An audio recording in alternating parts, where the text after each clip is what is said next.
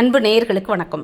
சிறகடிக்க ஆசை சீரியலில் 9ஆம் தேதி ஜூன் மாதம் 2025 என்ன நடந்திருக்குன்னு ஒரு ரிவ்யூ பார்ப்போம். இப்போ நம்ம பார்வதியும் விஜயாவும் சேர்ந்து நம்ம ஒர்க் பண்ணுற ரவி ஒர்க் பண்ணுற அந்த ஹோட்டலுக்கு போகிறாங்க. அங்கே போய் நீத்துவை பார்க்குறாங்க. நீத்து விட்டு இப்படி உனக்காக மாப்பிள்ளை பார்க்குறேன், ரொம்ப படித்த பையன், ரொம்ப அழகாக இருப்பான், அப்படி இப்படி ரொம்ப அறிவு, அவனோட சேர்ந்தா நீ நல்லா இருக்கும் பிஸ்னஸ்ஸு அப்படி இப்படின்னு சொன்னால் உனக்கு என்ன மாதிரி மாப்பிள்ளை வேணும் அப்படின்னு சொன்னால் சமைக்க தெரிஞ்சிருக்கணும், ரொம்ப பொறுமையாக இருக்கணும், பொறுப்பாக இருக்கணும், மொத்தத்தில் உங்கள் பையன் மாதிரி இருக்குது, ஏன் பையனா அப்படின்னு இது அப்படியே பயங்கர எக்ஸ்ட்ரெஸ்ஸில் இருக்கும் பொழுது அதாவது ரவி மாதிரி இருக்கணும் அப்படின்னு சொன்னோன்னே இது கடுப்பாயிடுச்சு. இந்த அம்மா வளர்த்தான் வாங்கிக்கவே முடியல.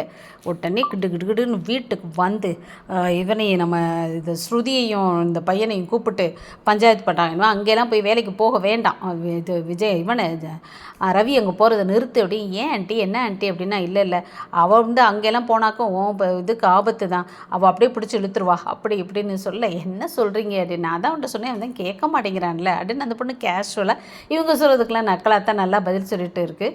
ஆனால் ரவி இருந்துட்டு என்ன நீ அம்மா சொல்கிறாங்க, நீ என்ன கேட்டுட்டு இருக்க, நீ என்ன சந்தேகப்பறியா நீத்து அப்படின்னு. சி எனக்கு அப்படிலாம் இல்லை, உங்கள் அம்மா வேணா அப்படி இருப்பாங்களா இருக்கும், ஆனால் எனக்கு என்னடா நீ நம்மோட இதில் ஹோட்டலில் நீ ஒர்க் பண்ண வேண்டியதானே அப்படின்னு அவங்க ரெண்டு பேருக்கிடையில் ஒரு கசமசா ஒரு பிரச்சனையை, அதுவும் ஒரு சந்தேகம் அந்த அம்மாவுக்கு வந்து போயிடுச்சு. ஆனால் உங்கள் அம்மா எதுக்கு அங்கே போனாங்க அப்படிங்கிறது ரெண்டு பேருக்கும் ஒரு பெரிய சந்தேகமாக இருக்குது, ரவிக்கும் ஸ்ருதிக்கும். இது ஒரு கண்டென்ட்டாக இனிமேல் ஒரு மாதம் ஓட்டத்துக்கு நல்லா இருக்கும்னு நினைக்கிறேன். இதுக்கிடையில் அந்த ஹாஸ்பிட்டலில் அந்த அம்மா இருந்துட்டு நம்ம இவருக்கு நன்றி சொல்கிறாங்க.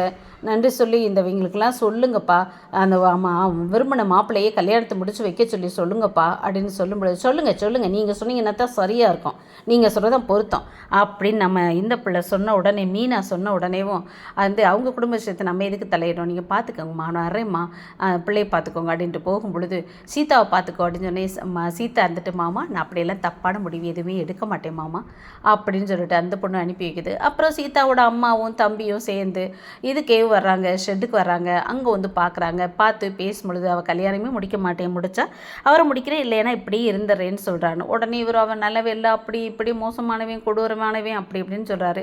சத்யா கடுப்பா ஏன் பேசாமல் அவனுக்கு முடிச்சு வச்சுட்டா என்ன அப்படின்னு கேட்குறான். எதுவும் தெரியாமல் கேட்டால் மாப்பிள்ள நீங்கள் உங்கள் விருப்பம் தான் முக்கியம் அப்படின்னு இவங்க திரும்ப சொல்லிட்டு அலையிறாங்க. கடைசியில் என்ன நடக்க போதோ தெரியல. ஆனால் இந்த பிள்ளை இப்படி கஷ்டப்படுத்துறது நல்லதில்லை. கெட்டவன் எந்த அர்த்தத்தில் இவர் சொல்கிறாரு, இவர் ரொம்ப நல்லவராமா, என்ன அர்த்தத்தில் கெட்டையும் சொல்கிறார். யாரோ ஒருத்தர் என்றைக்கோ ஒரு நாள் சொன்னதை வச்சு இப்படி முடிவு பண்ணிட முடியுமா, என்ன பண்ண போகிறாங்களோ தெரியல. ஆனால் அந்த பிள்ளையோட வாழ்க்கையை சீக்கிரத்தில் சரி பண்ணால் நல்லாயிருக்கும். இந்த சீரியலில் எப்பயுமே ஒரு கண்டென்ட் எடுத்தால் டக்குன்னு முடிப்பாங்க. இந்த தடவை என்னமோ ரொம்ப இழுத்துட்டு இருக்காங்க, போர் அடிக்குது.